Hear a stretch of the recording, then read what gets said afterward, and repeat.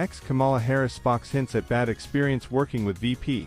You might be the last woman I work for. Please subscribe to our Z News for more updates. MSNBC host Symone Sanders Townsend suggested she had a bad experience working for her ex-boss, Vice President Kamala Harris. Sanders Townsend, who served as a chief spokesperson and a senior advisor for Harris before joining MSNBC in 2022, appeared with fellow Joe Biden administration veteran turned fellow MSNBC host Jen Psaki to discuss the attacks against the new presumptive Democratic nominee and how she handles them. The thing about being the first is because you're the first, whether you're the first woman, first person of color, so on and so forth. Folks just sometimes don't know how to deal with you. They don't know how to process it.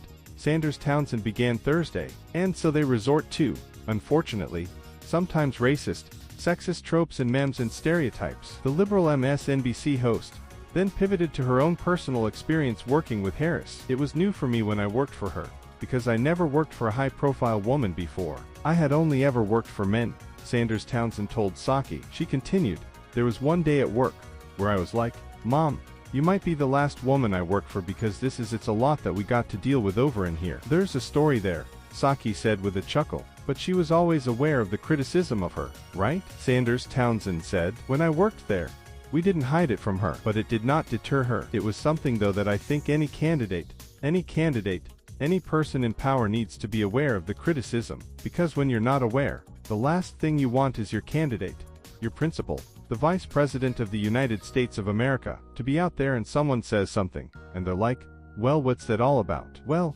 Mom, we discussed that this morning at 10 a.m., she added. Yeah, Psaki agreed. I mean, it's important for them to be aware, which is such an interesting thing. It's how they respond to it.